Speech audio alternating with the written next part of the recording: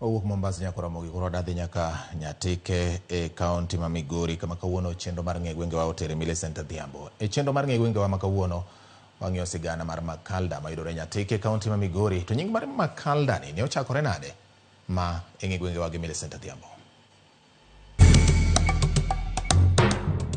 Nyakwaramogi en tich ariyo manyien kendo arwakini machiegni e tielo machielo e chendo ni mar ng'e gwengewa. Kalapapla mar ng'e gwenga wuok e kaunti ma Kisumu, ofuyo modhi opiyo e kaunti ma Migori e gweng' ma iluongo ni Makalda mayudore e sub kaunti ma Nyatike. Ka isewinjo gweng' miluongo ni Makalda, bende isepenjori gimomiyo kamoro kata gweng' inyalo chak ni Makalda?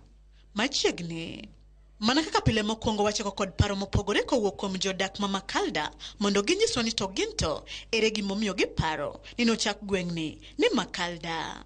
Makalda nochakore chon, nochakore e kwerewa manitiye chon kabisa.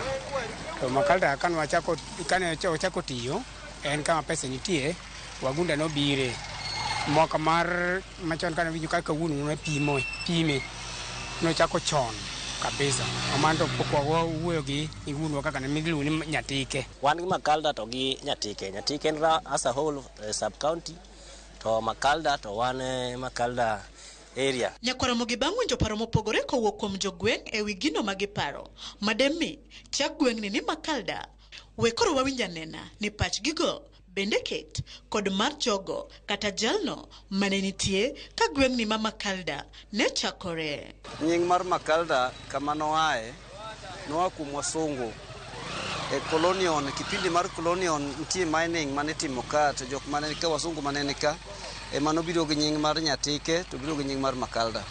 Emo nying mar Makalda nodung ka gisedhi to nying Makalda nodung. Wasunge mane nika ne gin nying nitie Mark, tim misungu ma iluongo ni Mark. Koro ne gigo biro through nying wasungego. Kata Nyatike ni tim sungu ma iluongo manotike ma Nyatike ne Nyatike. Koro magi gik mane kelo nyingo eko. Bede division mobedo Makalda division. Koro en nying ma koro jopiny tiyogo kanyakla achiel. Koro en Makalda division. To Nyatike Makalda nochak gi wasungu mag diere koloni 1930s kono nyaka 40s. To gima nokelo wasungu ne en kunyo main mar gold.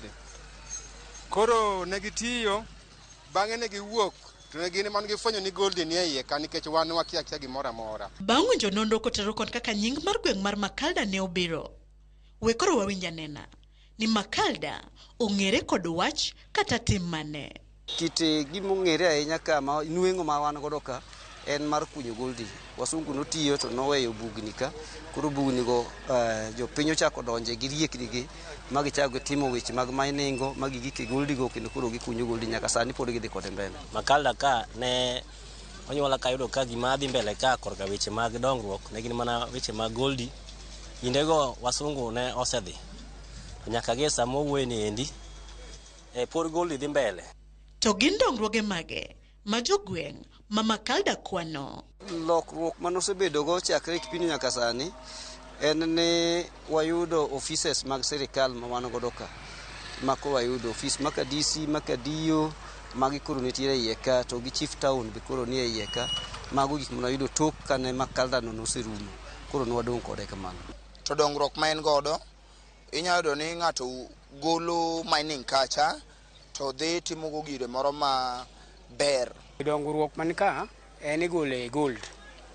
Kosa gold to biro kaka sani koro sani joma tiye maber mang'eny gin jo China. Gigolo gimiluongo ni copper, gigolo gimiluongo ni gold piwa, gitimo gik miluongo ni kidhi e site gi gitimo gik mang'eny.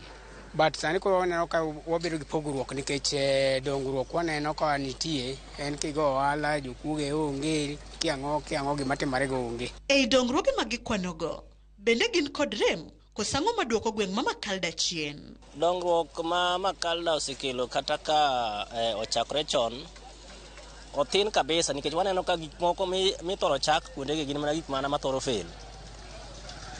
For example kata ka kochak gimoro to ok dhi mbele, nochak ma university ka, university no bende pod ok dhi mbele, en gimokwamo.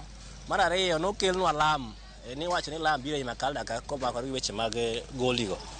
Kalam kende ma Saranya Kasuri emo kwamo pod ok nyalo dhi. Iyudo ka samoro pi odinore ji kocha ji luoro mana yo ageng'a kocha. Rach bino rach en gima sani koro bedo ma repaired. Koro weche mag gold gi eno jok ma benefit kuom weche mag gold inyalo yudo ka gin mana jotelo.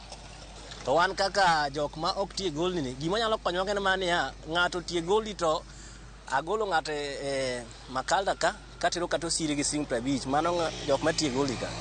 Maga achiel kuom gik ma gold ni nyalo konyo magodo. Koro mago gik mane wakwayo ni jowa mane ka investors machalo ka jo China ma bino camp kure wagi donge ginyalo kata loso nwa gik moko machalo kaka ginyalo kunyo yepni ginyalo yawo nwa skunde kata ginyalo mana gero nwa hospital mondo wane ber mar Makalda mar gold mane Makalda ka.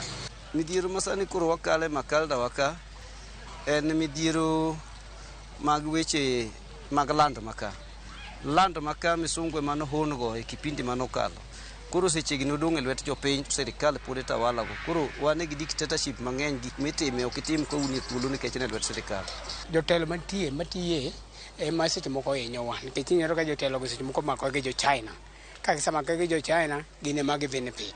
Koro joma ya kaka wan chien ni wayudo mana matin onge mwayude seche moko. En mane koro yuto ni mathin no ema miyo koro kidhi kwalo giri ng'ato. The first thing momiyo onge dongruok chalo kama en niya plan mar Makalda inyalo suggest ni itim giri moro kacha bang' mano tidhi yudo ni plan onge kanyo iwinjo. Koro mane mabro chapi momiyo dongruok mar Makalda bedo ga chien.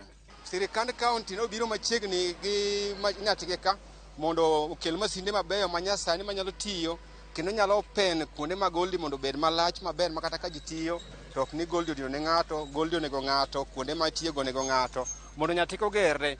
Koro jok moko bedo ni obiro puonjo Nyatike nikech pesa giyudo to pesa ni ok gispende yo maber, yudo ka thothne rumo mana e ba gik moko ma ok odhi kare.